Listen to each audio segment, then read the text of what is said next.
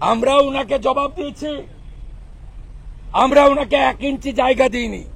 মোদিজিকে ছোট করবেন, Amit শাহজিকে personal attack করবেন। উনি নজরুল মঞ্চে গান গেয়ে দিয়েছেন, আমার যাওয়ার সময় হলো, দাও বিদায়। অসংসদীয় কথা আজ মুখ্যমন্ত্রী বলেছেন, 2-3টো কথা বাদ দিতে বাধ্য হয়েছেন। এটা আমি বলে গেলাম। এই স্পিকারের চাকরি থাকে কিনা জানি না। 8 মাস বাকি আছে, 8 মাস বাকি আছে নতুন নির্বাচনের। চাকরি থাকবে কিনা জানি না। এই স্পিকার একটা চোখ বন্ধ রাখেন, এটা সবাই জানে। কিন্তু আমরা দেশের ইস্যুতে ওং বলা পর্যন্ত আমরা ছিলাম।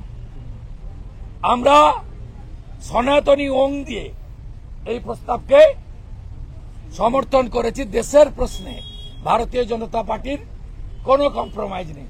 আমি আমার বক্তব্যের শুরুতে বলেছি, বিজেপি সদস্যতা অভিযানের ফর্ম ফিল আপ করতে গেলে প্রথমে লিখতে হয় নেশন ফার্স্ট। এটা আমাদের দলের আদর্শ, প্রতিষ্ঠিত আদর্শ।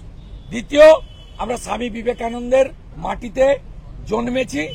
স্বামী বিবেকানন্দের মাটিতে ক্ষুদ্র পরিসরে হলেও কাজ করার সুযোগ পাচ্ছি।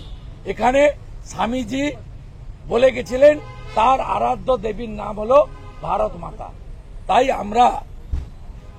আমরা ওদের ফাঁদে পা দিইনি, দেব না। দেশের প্রশ্নে 0 টলারেন্স। এবং আমি যে 2টো পয়েন্ট বলেছিলাম ওদের বক্তব্যে স্বীকার করতে হয়েছে।